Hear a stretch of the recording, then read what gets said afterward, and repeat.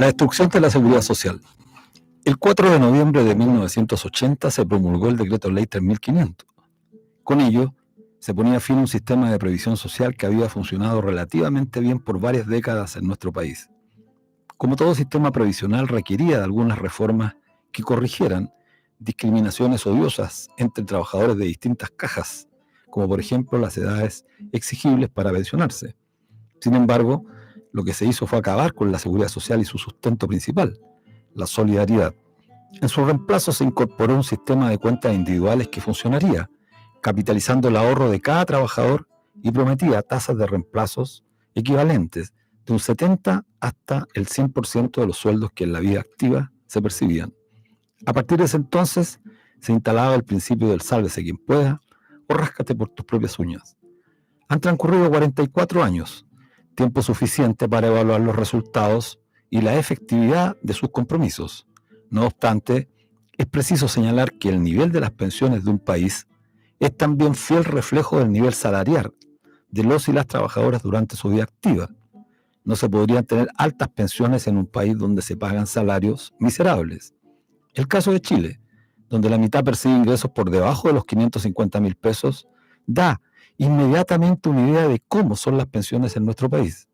Si a ello le agregamos un sistema como el chileno que funciona sobre la capacidad de ahorro individual, es evidente entonces que los resultados paupérrimos no pueden ser modificados por arte de magia. Chile tiene salarios promedio equivalentes a los países más pobres del planeta y además se les exige a cada trabajador hacerse responsable de su futuro previsional, arrojándolo a la más absoluta orfandad. La precariedad del mundo del trabajo se expresa en que actualmente el 89% de los afiliados mantienen en sus cuentas individuales saldos inferiores a 30 millones de pesos, con lo cual podrán autofinanciar pensiones de vejez promedio por debajo de los 150.000 pesos los varones y por debajo de los 120.000 pesos las mujeres, es decir, un tercio del actual salario mínimo. Esa es la tasa de reemplazo que garantiza el actual sistema, muy lejos de lo que prometían inicialmente entre un 70 a un 100%. Se corrige este nivel de miseria con un aporte consistente del Estado a través de la Pensión Garantizada Universal, PGU, sin la cual, literalmente, muchos hombres y mujeres de la tercera edad se estarían muriendo de hambre. Las perspectivas en el contexto de una reforma que se discute eternamente a puertas cerradas no son auspiciosas. El debate se concentra en mantener los principios fracasados del actual sistema, es decir, la capitalización individual, en vez de avanzar decididamente hacia un sistema que recoja los fundamentos de los sistemas de seguridad social, la solidaridad, por supuesto, como ocurre en la gran mayoría de los países del mundo. Cualquier propuesta que persista en mantener la lógica que ha predominado en estos 44 años solo servirá para quienes han beneficiado de este gigantesco ahorro que mes a mes, año a año, los trabajadores aportan con sus salarios y que, paradojalmente, como ironía, proyecta como resultado que las pensiones sean absolutamente miserables. Y en cambio, quienes defienden y mantienen el sistema logren utilidades que son realmente escandalosas. A agosto de este año, la mitad de los hombres que se pensionaron lograron autofinanciar una pensión de vejez por un monto inferior a los 155.170 pesos y las mujeres solo lograron autofinanciar una pensión de vejez por debajo de los 46.815 pesos. Dirán que ello es porque cotizaron pocos años. Entonces, veamos qué ocurrió con aquellos hombres y mujeres que cotizaron toda una vida, entre 35 y 40 años, todo un récord. Los hombres autofinanciaron una pensión de vejez de 294.107 pesos, o sea, un 58,8% equivalente al salario mínimo. Y las mujeres, que también cotizaron entre 35 y 40 años, lograron autofinanciar una pensión de vejez inferior a los 271.077 pesos, lo que representa un 54,2% del salario mínimo. Es decir, ambas pensiones autofinanciadas no logran alcanzar el 50% del ingreso mínimo o alrededor de ese porcentaje están. La ironía es que las AFP lograron, por administrarnos nuestros ahorros, que son parte considerable de nuestros salarios, utilidades cercanas a los 500.000 millones de pesos al mes de septiembre, lo que representa un aumento del 35,4% respecto al mismo periodo del año anterior. A ello hay que sumarle que durante 20 años, cifra que permanentemente se oculta, durante los últimos 20 años las AFP han utilizado de nuestros ahorros previsionales 8,1 billón de pesos. Repito, 8,1 billón de pesos es lo que se conocen como comisiones de intermediación o comisiones fantasmas.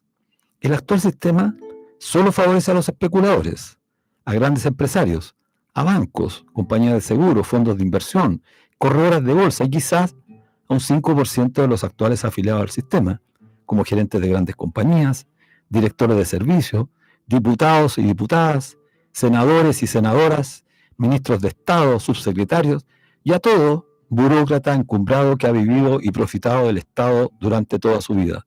Pero a los hombres y mujeres honestos que viven de su esfuerzo, de su trabajo, no les sirve.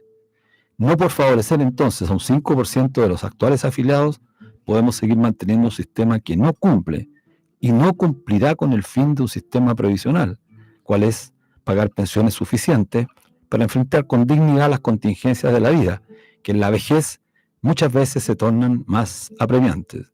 Urge entonces que el Estado garantice este derecho a las personas, aunque lógicamente el actual Estado no lo hará. De allí, en pensar en un nuevo Estado, aunque en la hora presente se vea complejo, es una necesidad.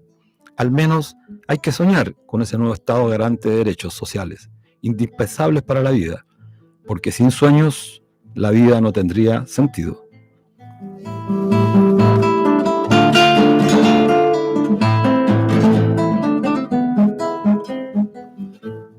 Hola amigos, amigas, bienvenidos y bienvenidas a un nuevo capítulo de Debate Social. Soy Luis Mesina y nos encontramos en el 102.5 del dial FM de Radio Universidad de Chile, en su señal online y por streaming a través de YouTube, por nuestro canal Punto Social, al que te invitamos a suscribirte a nuestro canal y poner me gusta.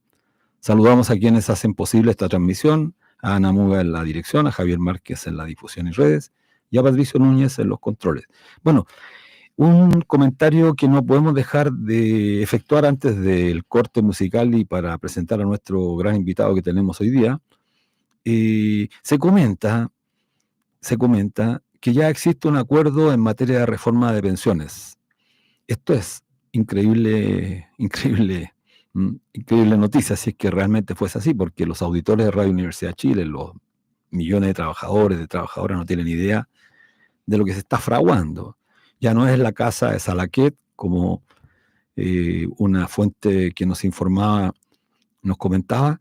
Estarían llegando a un acuerdo personeros de gobierno encabezados por la ministra del Trabajo, con diputados, más bien dicho, con senadores de la derecha y con directores de las AFP. Y esta información da cuenta de que los altos ejecutivos de las AFP están muy contentos y ya dan por hecho que el gobierno y la oposición tienen un acuerdo de palabra para una reforma de pensiones que se cerraría el primer trimestre del próximo año. Fuentes que son parte de las negociaciones en el Congreso y 3 directores de AFP confirman que ya hay un acuerdo informal que no dividirá a la industria, que incluye cambios a esta y comisiones, fondos generacionales y que habrá licitación de stock. La división de los 6 puntos, y esta es la noticia, yo diría, que genera la más grande indignación, es que ya habría acuerdo en que la división de los 6 puntos estaría zanjada y 5 puntos irían a las AFP y 1 punto iría a Solidaridad, no directamente a través de préstamos, es decir, los 6 puntos irían definitivamente a las AFP.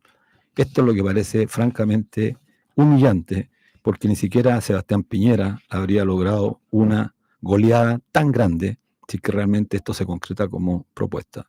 Bueno, un comentario que no podemos dejar de hacer dice relación con otro derecho social que forma parte además de la seguridad social o que formó parte de la seguridad social en nuestro país, la salud.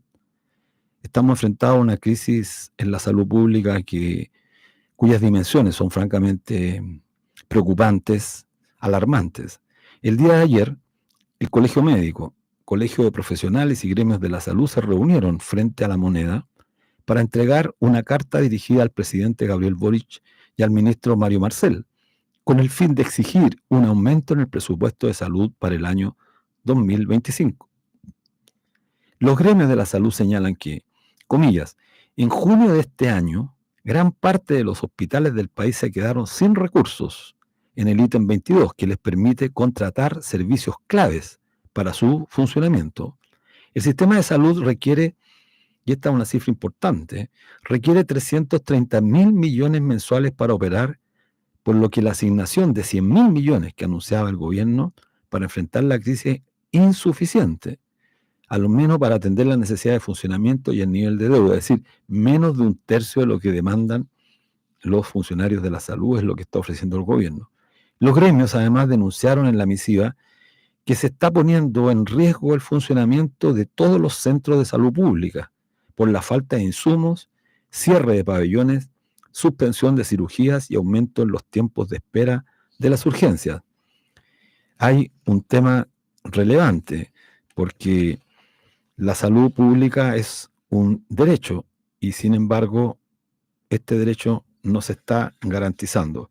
Bueno, un tema que requiere urgente solución y que esperamos que efectivamente el gobierno responda a los compromisos que adquirió, que asumió cuando en la campaña prometía avanzar en derechos sociales, particularmente en pensiones y en salud, y vemos que lejos de avanzar, lo que está ocurriendo es que se está produciendo un fuerte deterioro que aumenta progresiva y a una velocidad que es impresionante.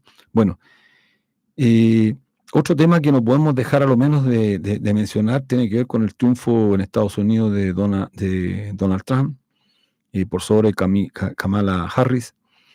Y bueno, en este debate se ha hecho prácticamente una discusión que es un tanto falsa, porque para los trabajadores, para las trabajadoras estadounidenses que votaron finalmente de manera categórica por Donald Trump, Kamala Harris no representaba algo distinto.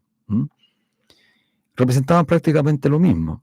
Y el candidato eventual que podría haber sido una real confrontación a Donald Trump, Bernie Sanders, finalmente capituló y terminó aceptando los requerimientos del Partido Demócrata y finalmente terminó apoyando a Kamala Harris. Es decir, en Estados Unidos, como en el resto de los países del mundo, la derecha más extrema se diferencia con la otra derecha que también es extrema pero se presenta como conservadora porque promete más y cumple menos. Y es por eso que la extrema derecha está avanzando por sobre estos gobiernos y por sobre estos partidos o coaliciones que hablan mucho, prometen mucho, pero cumplen muy poco. Vamos a ir a un corte musical con la canción Enjoy the Silence de la banda británica de los 80, Depeche Mode. Y volvemos.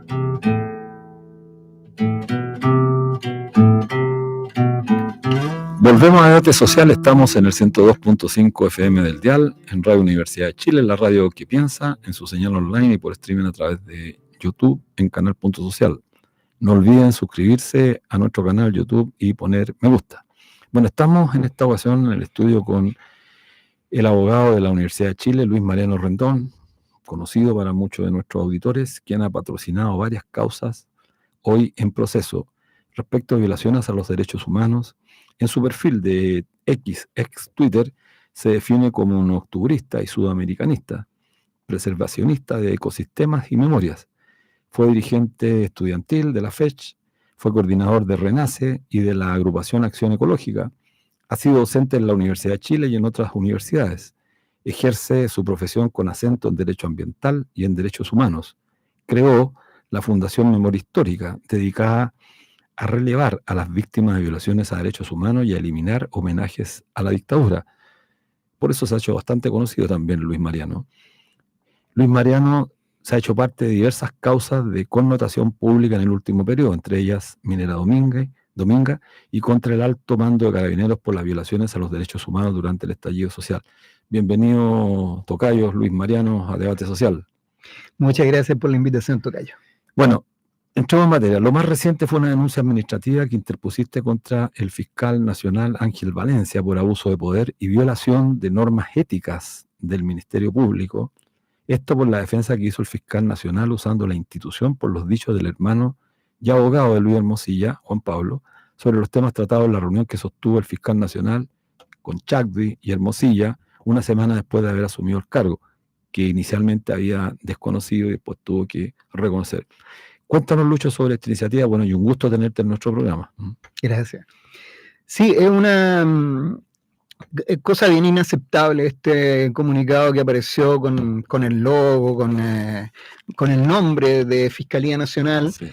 conteniendo una defensa corporativa de Ángel Valencia a propósito de estos expresiones, estos dichos de Juan Pablo Hermosilla que señalaban que había prometido entregar información privilegiada a Chadwick, a Hermosilla, Luis, en causas relativas en que estuviera involucrado Sebastián Piñera. Así es. Bueno, es una defensa corporativa que además no es corporativa, digamos, porque no es que efectivamente el Ministerio Público esté detrás de él, sino que él usa el logo, el nombre de la Fiscalía para entregar su versión de los hechos. Una versión que puede ser verdadera o falsa, pero que no puede ser avalada como verdad por la Fiscalía, por el ente persecutor en Chile que tiene una misión de carácter general y que no puede abanderizarse con su jerarca cuando éste está siendo cuestionado en términos personales y además por actividades que no guardaban relación, que no eran actividades propias del cargo, porque este cafecito con Luis Hermosilla y con Chadwick no era dentro del ejercicio del cargo, él mismo lo señaló, ¿no? Entonces es inaceptable eso. Bueno, no fui solamente yo el que lo señaló, la Asociación de Fiscales también dijo lo mismo. Sí. Todas las agrupaciones de funcionarios del Ministerio Público también señalaron que era una manipulación inaceptable de esa defensa corporativa y yo dije, bueno, no solamente hay que hacer declaraciones, sino que como siempre pienso en relación a este tipo de cosas, hay que hacer algo para que se establezca el sistema, las instituciones funcionen, como decía alguien por ahí, y efectivamente que haya, si fue un hecho indebido, tiene que haber una sanción. Fue un hecho administrativo indebido, bueno, en la administración del Estado hay normas, hay sanciones establecidas para quienes cometen actos indebidos y por lo tanto presenté una denuncia que ya fue acusada de recibo por parte de la Fiscalía Nacional y corresponde que se pronuncien si van a iniciar o no una investigación administrativa, ese es el término dentro de la reglamentación del Ministerio Público, para establecer la responsabilidad en esto, que obviamente una primera responsabilidad es de Ángel Valencia, pero también deben haber otros funcionarios comprometidos. Pero una pregunta, Lucho, ¿qué pasa con los mismos fiscales que tendrían en este caso que seguir acciones contra el propio jefe? Si lo vemos jerárquicamente, Valencia es el jefe de los fiscales. Claro, es decir, no tienen que seguir acciones penales, este es un tema administrativo. Claro, ¿cuál es la sanción que se puede esperar? Pero claro, mire, hay un tema porque quien tiene que decidir sobre esto es el fiscal nacional. Lo que correspondería es que se inhabilite, porque este es el principal denunciado, y que el subrogante resuelva sobre la iniciación o no de esta investigación administrativa. Y ahí vamos a ver. Me parece que era Javier Armendáriz quien lo había subrogado hasta hace un tiempo. No sé si seguirá el mismo orden de subrogación. En tu cuenta X, Twitter, señalaste esta semana que la sola emisión de esta declaración por parte de Valencia, utilizando a la Fiscalía Nacional como señala, debiese bastar para que de 10 diputados o diputadas presentaran un requerimiento de remoción a la Corte Suprema. Cuéntanos un poco qué piensas del rol fiscalizador del Congreso, porque cuando escuchamos este Twitter que vi yo en tu cuenta, era obvio lo que estás planteando, o sea, y por eso parece que lo odio en este país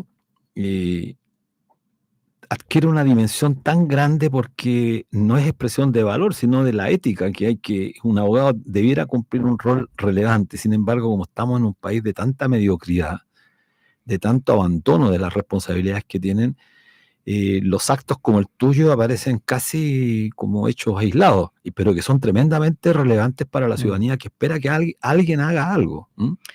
alguien haga algo, efectivamente. Mira, lo que me motiva, sí, en general, además ya el tema de la remoción de Valencia, que yo creo que es una necesidad, lo que me motiva es que ocurren escándalos, ¿no es cierto? Todo el mundo dice, oh, qué cosa más inaceptable, todo lo demás, pero nadie hace nada al respecto. Sí. Y eso y no pueden quedar las cosas en dime y diretes, que unos dicen que sí fue correcto, otros que fue incorrecto, y al final puras versiones y el asunto pasa. No, tiene que haber un pronunciamiento. Me pasó, por ejemplo, con el tema de, no sé si tú recuerdas seguramente, este reportaje que hizo el canal La Red en su época respecto de quién quemó el metro, donde aparecían imágenes increíbles, ¿no es cierto?, de humo saliendo de la estación con la policía saliendo de ahí, después de que ellos habían ingresado a la boletería y todo lo demás. Bueno, eso causó un escándalo, ¿no es cierto? Los parlamentarios se pronunciaban, ya, pero nadie hacía nada. Claro. Entonces, ¿qué va a quedar en esto? ¿Simplemente que alguien hizo este reportaje, escándalo, y no pasa nada? No, bueno, yo interpuse una querella que se está tramitando aún contra los funcionarios que resultaron responsables, porque tiene que haber un pronunciamiento. Sí, ahí quiero ir a ese tema porque me parece relevante que los auditores de nuestra radio conozcan un poco las acciones judiciales que ha emprendido y en qué trámites se encuentran. ¿Qué piensas tú qué pasa? Bueno, te pregunté con el rol fiscalizador del Congreso, pero no caen también en una suerte de abandono de sus responsabilidades, deberes los diputados, las diputadas, que ojalá alguna de ellas pudiera escuchar este programa. Bueno, pero nuestros auditores, aprovecho aquí, estamos con Luis Mariano Rendón, abogado. El próximo año se vienen elecciones, ahora hay elecciones. Interpelar. Creo que el rol del ciudadano también es muy importante, no solamente como auditor. Porque claro, tú dices una cosa muy cierta. Bueno, describimos los fenómenos de corrupción en este país. Toda la semana hay un acto de corrupción que ya no nos sorprende, pero no hacemos nada. Entonces, bueno, lo que está haciendo aquí Luis Mariano Rendón es recurrir por una vía absolutamente legítima, además, porque a través de la justicia. Pero ¿cuál es el rol que le asiste a los diputados? Que además están combinados para cumplir ese rol de denunciar. Así es, su labor fiscalizadora es una de las labores más importantes. La Constitución establece, en el caso del fiscal nacional, que solamente puede ser removido por la Corte Suprema a requerimiento de al menos 10 diputados. Entonces, frente a estos hechos que han ocurrido, bueno, algunos diputados, escuché por ahí unas declaraciones de Claudia Mix que lo estaban considerando. Bueno, ojalá que no lo consideren demasiado tiempo, porque yo creo que la permanencia de Valencia, después de todo lo que se ha sabido, le causa un daño tremendo a la Fiscalía, y la Fiscalía es un ente fundamental, porque ahí van a parar todos los grandes escándalos de corrupción, todas las violaciones a los derechos humanos, y si tenemos ese organismo en entredicho, bueno, el Estado de Derecho en Chile queda en una situación de extrema vulnerabilidad. Y Valencia está en el mismo nivel de otros que hoy día están presos, digamos, en el sentido de las vinculaciones que tenían. Valencia era, por supuesto, estos académicos de la Universidad de San Sebastián, ¿no es cierto? Lo mismo que el ex fiscal Guerra. Es decir, formaban parte de un circuito entre el poder, ¿no es cierto?, y el ejercicio de la profesión de abogado, donde se pagaban favores, digamos. La mujer de Valencia ha sido, no sé si todavía, pero ha sido también parte de la Universidad de San Sebastián, trabajando ahí con, por supuesto, sueldos astronómicos. Entonces, ahí hay una vinculación absolutamente indebida que le hace muy mal a la Fiscalía y que debiese terminar. Así es. Bueno, paso a otro tema que uno de los temas quizás más relevantes hoy día. Finalmente, el martes 1 de octubre se concretó la formalización de los generales en retiro Ricardo Yáñez, Mario Rosas y Diego Late, a quienes la Fiscalía acusa de delitos de apremio ilegítimo por omisión con resultado de lesiones graves y homicidio durante el estallido social. Este caso será largo, muy largo. Se ha tratado, y esto es lo más increíble, que antes de que asumiera el actual gobierno, con ocasión de la revuelta de octubre del año 2019, recordemos, los auditores, porque también tenemos que hacer muchos esfuerzos por recordar, porque aquí los fenómenos sociales en este país están pasando a una velocidad gigantesca y nos vamos olvidando. El gobierno, que hoy día está en el poder, comprometió su palabra para refundar la institución de Carabineros. Se requería una refundación dada la profunda decadencia que la institución enfrentaba ante la sociedad. Bueno, de eso nada pasó, se fue morigerando el discurso. Finalmente, el presidente Boric con su ministra del Interior terminaron no solamente pidiéndole la renuncia a Ricardo Yáñez, sino que además validándolo completamente, lo que fue una sorpresa incluso para la propia derecha. Hasta la derecha se sorprendió. Por supuesto que nosotros mucho más. Y ahí jugó un rol importante Luis Mariano Rendón, quien está hoy día con nosotros, en este caso. Ha perseverado y eso creo que es relevante. Cuéntanos en qué está ese tema que es quizás el más importante políticamente, digo, porque tiene connotaciones éticas también relevantes para nuestro país. Sí, bueno, efectivamente yo presenté la primera querella contra el mando de Carabineros en noviembre de 2019, cuando todavía le estaban sacando los ojos a la gente en la calle. Fue mi querella la que inició este caso. Y luego la amplié la presenté contra Mario Rosa, el entonces general director, y luego la amplié contra Ricardo Yáñez y también contra Sebastián Piñera, ¿ya? Porque efectivamente en Chile existe una responsabilidad de los mandos militares o políticos respecto de las cosas que hacen las instituciones que están a su cargo. Y por lo tanto, este caso yo creo que es sumamente importante por muchas consideraciones. Bueno, en primer lugar, creo que hay que valorar que hemos dado un paso que yo calificaría de histórico, en el sentido de que por primera vez están sentados en el banquillo de los acusados los principales jerarcas de una de las instituciones uniformadas por las violaciones a los derechos humanos cometidos por sus subordinados. Ya han estado muchas veces por corrupción, digamos, claro, y eso ya no es novedad, pero por violaciones a los derechos humanos cometidas por sus subordinados, esta es la primera vez.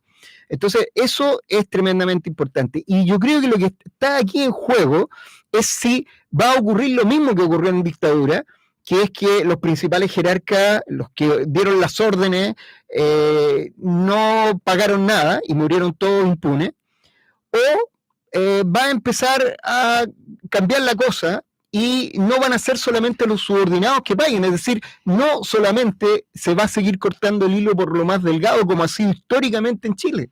Entonces, está muy bien que sea sancionado al carabinero que hizo mal uso de su armamento, que le causó daño a una persona, sobre todo crímenes atroces, digamos, que dejaron ciega a personas, pero también tiene que responder los mandos, porque esa es la única garantía.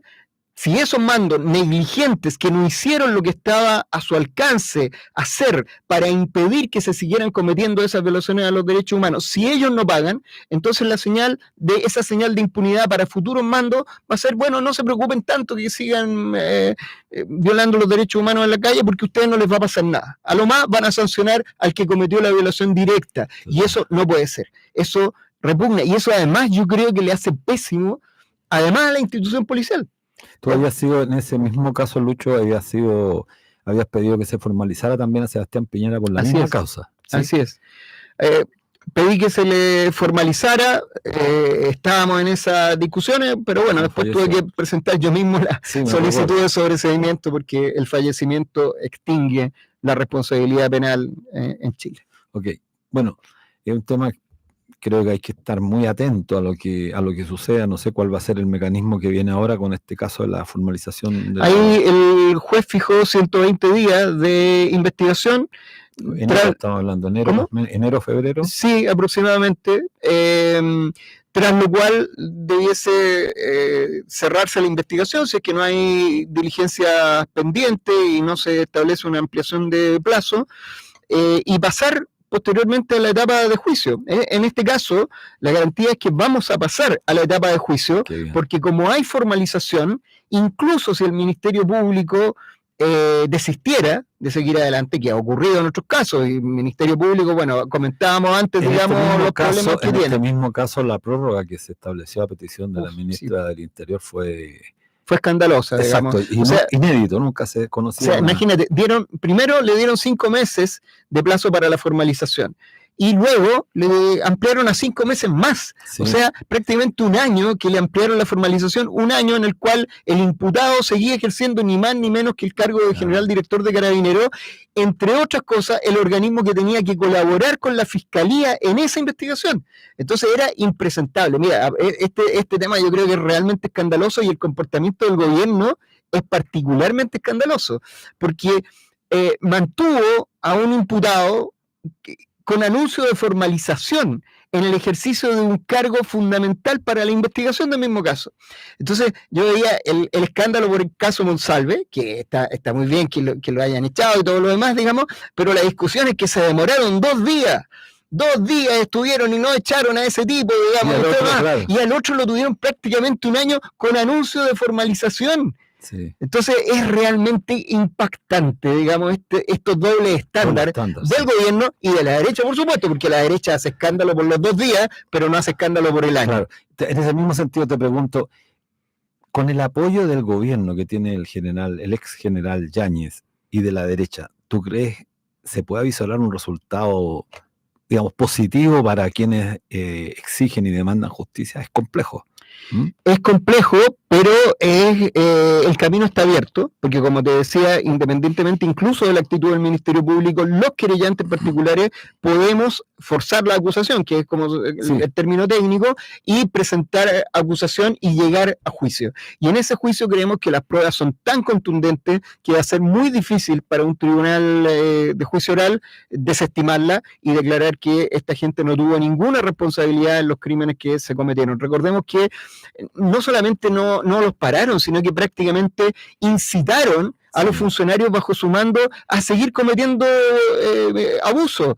Acordémonos de las declaraciones de Mario Rosa, ¿no es cierto?, en la escuela de suboficiales en medio del estallido, diciendo que él se filtró un audio donde decía: yo no voy a perseguir a nadie por causa administrativa, aunque me lo pidan, no voy a echar a nadie. Eso quiera decir, échenle nomás, no se preocupen. Eso es atroz, porque después, en una actitud además muy cobarde, esos mandos se echan para atrás y dicen: no, aquí fueron simplemente los funcionarios, que algunos cometieron abusos, que mal, que los castiguen, está bien, digamos, hay que hacerlo, pero ellos se lavan las manos, y eso es de una cobardía tremenda, que además es tan contrario a lo que se supone debiese ser el honor militar, ¿no es cierto? Este honor de poner el pecho a las balas como mando, de decir: yo tenía la responsabilidad, yo no cometí ningún abuso, pero no hice lo que estaba a mi alcance, pongo el pecho frente a eso. Eso no existe. Sí, una dimensión ética que, claro, que está muy ausente en nuestro país, no solamente en las autoridades militares, sino que prácticamente en la casta o clase política, que así es bastante lamentable. Bueno, volviendo al caso Hermosilla, también llamado caso Audios, que creo que es importante, otro caso en los que fuiste querellante fue en el de la minera Dominga. Este es un tema muy importante que, como decías hace algún rato, estamos viendo fenómenos de decadencia y corrupción tan rápido, casi todas las semanas, que tendemos a olvidar casos que son muy impactantes para los intereses de nuestro país. Ese caso estaba a cargo de la fiscal Claudia Perivancic, quien también estuvo a cargo de la causa por eventuales delitos de lesa humanidad ocurridos durante el estallido social, donde terminó exculpando a Sebastián Piñera. ¿Qué piensas de ese caso? Pero te lo quiero plantear en una dimensión más grande, porque tú como abogado has sido querellante en varias causas. ¿Qué piensas del Poder Judicial en estos momentos? ¿Y cuál, no solamente la descripción, porque quizás tu descripción no sea tan distinta de la que piensa el hombre común y corriente, la mujer trabajadora, pero aparte de escribir, ¿cuál crees tú que debiera ser la salida? Porque si el Estado de Derecho, si el Poder Judicial está descompuesto, tenemos un fiscal, por otro lado, el fiscal nacional, un tipo que goza de yo diría, mayoritaria, la gente común y corriente tiene un desprecio de este personaje. Sí. ¿Cómo se ve el Poder Judicial a tu juicio como abogado, Lucho? Sí, bueno, el tema de Dominga efectivamente fue otro caso, ¿no es cierto?, donde aparece el escándalo, los Panama Papers, que la venta había quedado condicionada a que no se protegiera ambientalmente la zona, y esa protección dependía de Sebastián Piñera, decretarla o no. Entonces, evidentemente, un escándalo, todo opinando, los parlamentarios, qué sé yo, pero nadie hacía nada. Bueno, yo dije, esto eventualmente es un delito, por lo tanto hay que interponer la querella y se tiene que investigar. Interpuso la querella y casi simultáneamente también en ese caso el Ministerio Público inició de oficio la investigación. Se cruzaron las dos cosas casi simultáneamente. La investigación, a mi modo de ver, dejó muchísimo que desear. Mi opinión respecto del trabajo realizado ahí por la fiscal Perivancic es muy negativa.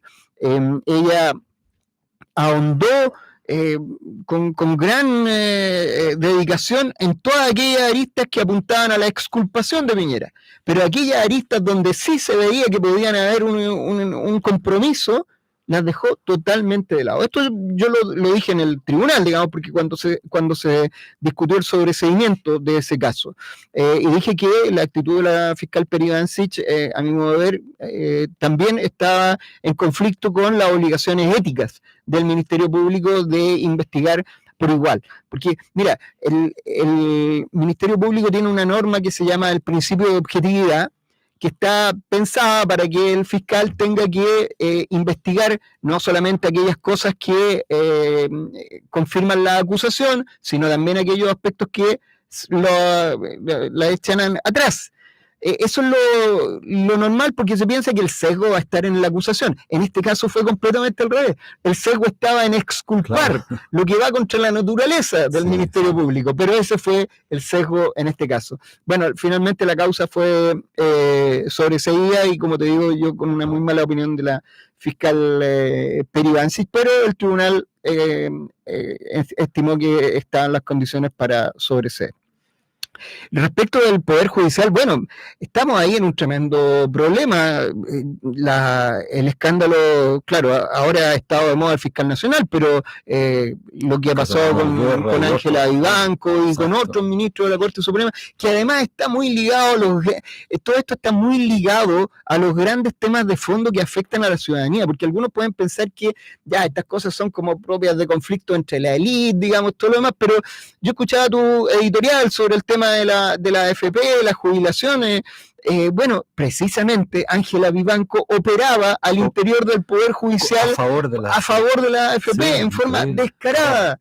Entonces, no son cosas inocuas, no son cosas que estén desconectadas de los intereses más sentidos del pueblo de Chile, como por ejemplo sus pensiones. Sí. Por eso es tan importante avanzar en la limpieza del Poder Judicial, donde tiene que haber una reforma, por ejemplo, al sistema de nombramiento, claro, para que no siga pasando esto que ha ocurrido con operadores como Hermosilla, que una de sus funciones es hacer de nexo entre los jueces y los políticos para lograr que alcancen los cargos. Justamente que bien que recordaste este caso de Vivanco, porque quizás tú te acuerdas que el 2018 la coordinadora Noma FP inició una estrategia a lo largo del país, recurrió en 16 cortes de apelaciones con recurso de protección por aquellas pensionadas o pensionados que estaban en condiciones muy precarias y que necesitaban hacer uso de sus fondos para atender contingencias de pago de vivienda que estaban por perder. El caso más emblemático fue, no sé si te recuerdas tú, María Angélica Ojeda de Antofagasta, la profesora. La profesora, que sí. La Corte de Apelación acogió igual con José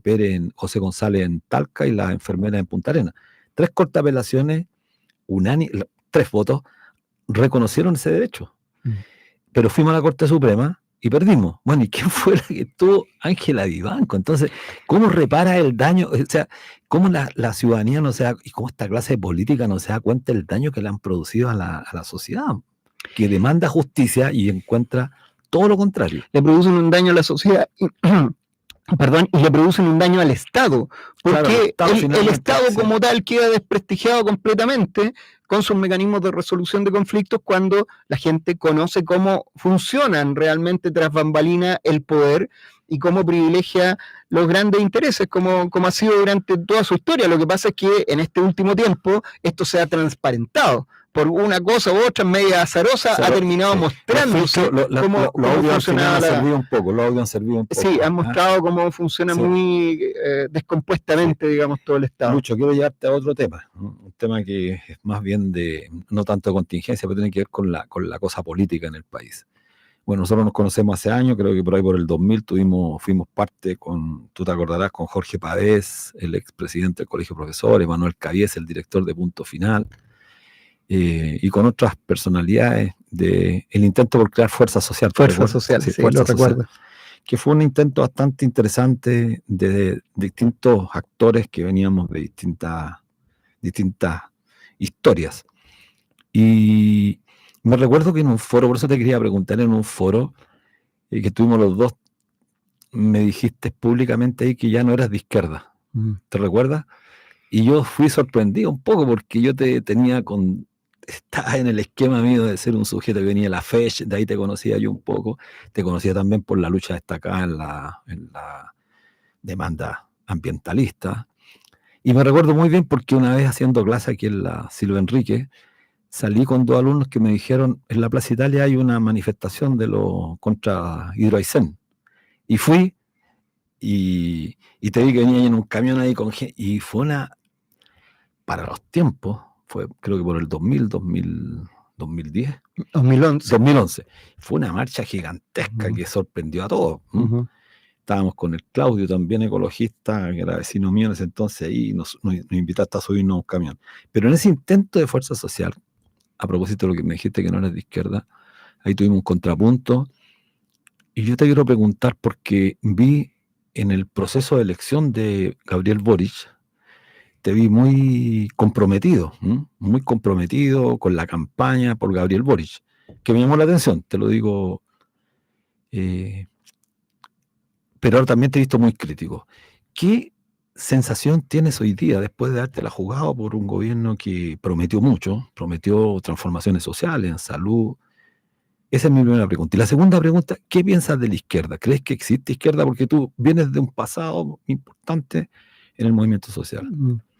Bueno, la primera pregunta, esto sobre la izquierda, es para un seminario, digamos, pero en términos muy sintéticos, te diría que, mira, yo no me identifico con ninguna de las dos vertientes de la izquierda, ni con esa izquierda neoliberal, que fue la que campeó durante los años de la concertación, ¿no es cierto? Y que por más que tuvieran todavía banderitas rojas y a veces levantaran el puño, en realidad eran una comparsa de los grandes intereses monopólicos en Chile. Pero tampoco me identifico con esa izquierda que sigue avalando autoritarismo en el mundo, ¿no es cierto? Yo fui militante de las Juventudes Comunistas durante la dictadura, entendí que esa era la mejor trinchera para luchar por la libertad de Chile, por la democracia. Y salí de ahí cuando me di cuenta de que al interior la democracia no funcionaba mucho, la libertad tampoco, y que en general no era un gran valor los valores democráticos en ese espacio. Entonces, no me identifico con ninguno de esos dos sectores, digamos, y pienso que además la etiqueta de izquierda inmediatamente hace que mucha gente tome distancia, aun cuando puedas tener coincidencia en los temas reales que interesan a las personas. Entonces, yo digo, la contradicción más que izquierda-derecha es entre la élite y el pueblo. Eso para mí es lo más claro. Entonces, yo no quiero tener barreras, etiquetas que me separen de aquellas personas que también desde el pueblo tienen intereses coincidentes y que están en contra de esa élite que es la que estruja este país y estruja la ciudadanía y destruye la naturaleza de este país. Entonces, esa es mi posición, digamos. No me pongo esa etiqueta porque creo que no me aporta en nada, digamos. Ahora, respecto de cualquiera... No, te preguntaba qué juicio tienes. Respecto al gobierno. Sí, mira, conversábamos un poco antes de iniciarlo esto con los oyentes. Yo fui un entusiasta partidario de la candidatura de Gabriel Boric, porque a diferencia de toda mi otra historia electoral, digamos, donde siempre había votado por el candidato de la concertación, por el mal menor, salvo quizá el Elwin, que era, bueno, todos votamos por Elwin, digamos, porque era Elwin o la continuación de la dictadura, el candidato de la dictadura. Pero salvo ese voto, siempre fue votar por el mal menor, sin ningún entusiasmo, digamos, qué sé yo, Frey, Lagos, Bachelet y toda la historia. Ya había que ir a votar para que no ganara la derecha, los herederos de la dictadura. Pero con Gabriel Boric fue distinto, porque era un fenómeno distinto. El Frente Amplio era un fenómeno que marcaba distancia de la izquierda neoliberal, pero también de la izquierda más autoritaria que te refería. Era nuevo, era refrescante, digamos, y estaba ligado además a nuevas generaciones y surgía desde los movimientos sociales, donde surgen todos los movimientos políticos que hacen futuro en la historia de los países, digamos, venían del movimiento estudiantil, me tocó compartir mucho con ellos precisamente esto que contabas del 2011 y del CEN. Partimos nosotros ese año desde las movilizaciones ambientales y después se subió el movimiento estudiantil con mucha fuerza. Entonces los conocíamos, habíamos estado en las calles juntos y aposté por ello muy convencido de que iba a hacer algo distinto. desgraciadamente el desengaño llegó muy pronto, y llegó en causas que eran las que para mí eran más sentidas, como por ejemplo las de los derechos humanos, cuando Boric ratifica a Yáñez al mando de Carabineros. Eso para mí ya marcó que las cosas no iban mal, y comencé a tomar distancia de este gobierno. Bueno, Lucho, un agrado tenerte aquí. Hemos estado con Luis Mariano Rendón, abogado destacado en causas de los derechos humanos, así que agradecerte, Lucho, que haya estado en nuestro programa, y queremos, antes de terminar, mandarle un gran saludo a los trabajadores de la huelga del sindicato Prodeja, que han hecho efectiva la huelga, 38 socios del sindicato, y que hoy ya son 4 días. Así que un abrazo a los compañeros de Prodea, que es un frigorífico que tiene algunos clientes como Santa Isabel, Jumbo, Agrosuper, Carosi, entre otros, grandes. Un abrazo, nos vemos el próximo viernes, como todos los viernes, a las 16 horas en Debate Social, Radio Universidad de Chile.